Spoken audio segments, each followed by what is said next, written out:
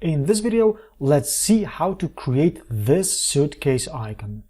Again, not too complicated as everything in flat design, so let's see what we got here.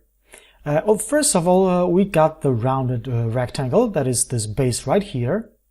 We got the handle on the top, that was created with a rounded rectangle as well.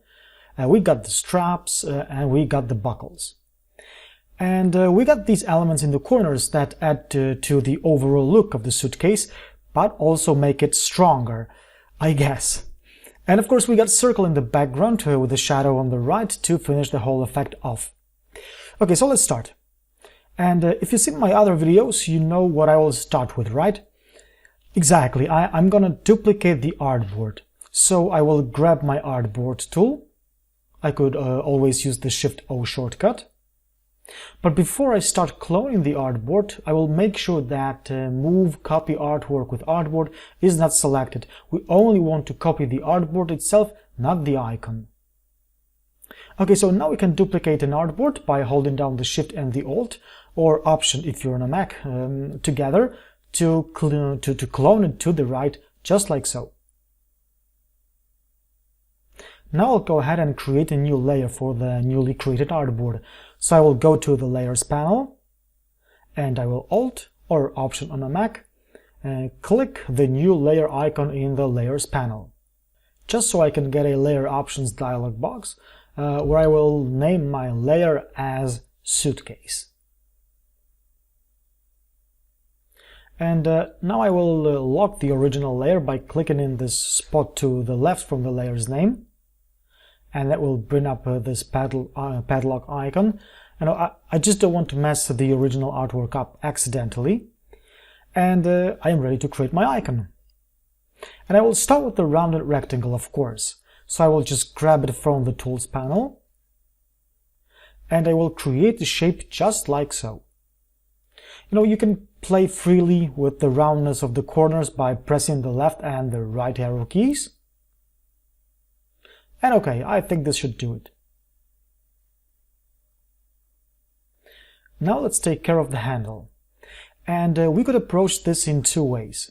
The first one would be simply duplicating and resizing the existing rounded rectangle. But as you can see, at least to my taste, the corners are not rounded enough. Illustrator adjusted the roundness of the corners, but that's actually something I don't want in this case. So I will just create another rounded rectangle.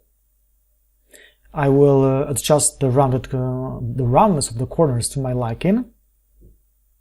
And there we go. But of course we are not done with the handle. What we need to do right now is to make it a bit sturdier, right? And for that, I'll just go ahead and make the stroke a little bit thicker.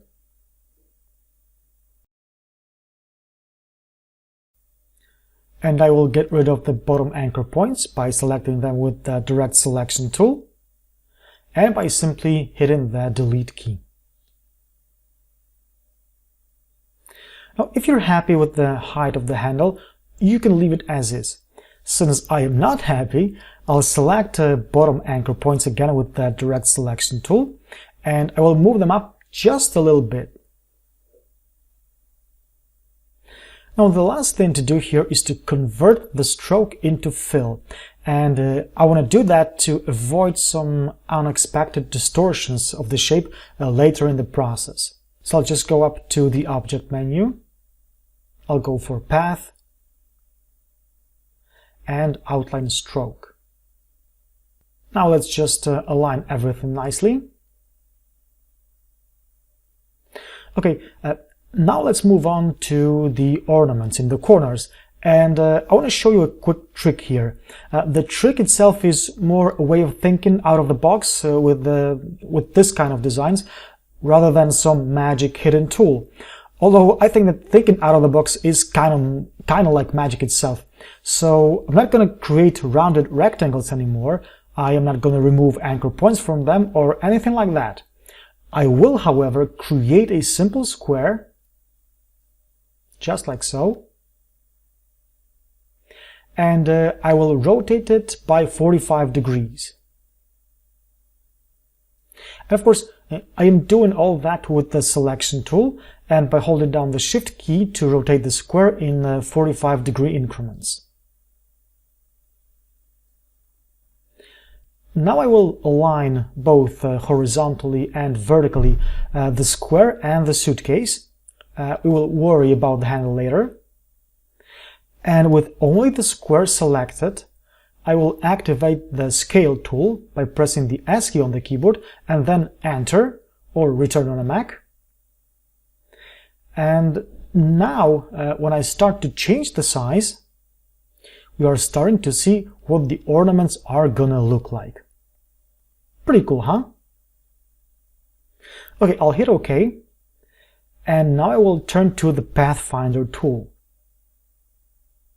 And with the square and the suitcase selected, I'll go for the divide function in Pathfinder. Now I will ungroup the result of this transformation by right-clicking or command-clicking on the Mac and choosing Ungroup. What's left to do now is to remove all the unnecessary bits like so.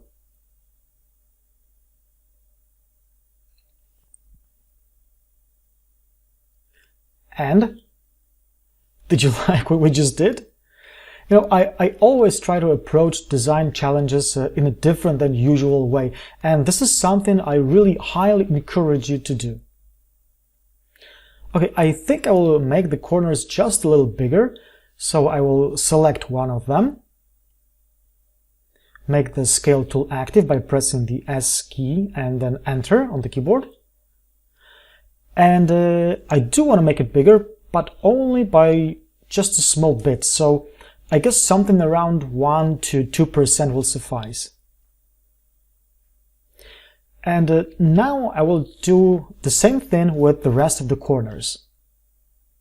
So it's just a matter of selecting a corner, then activating the Scale tool and increasing the size.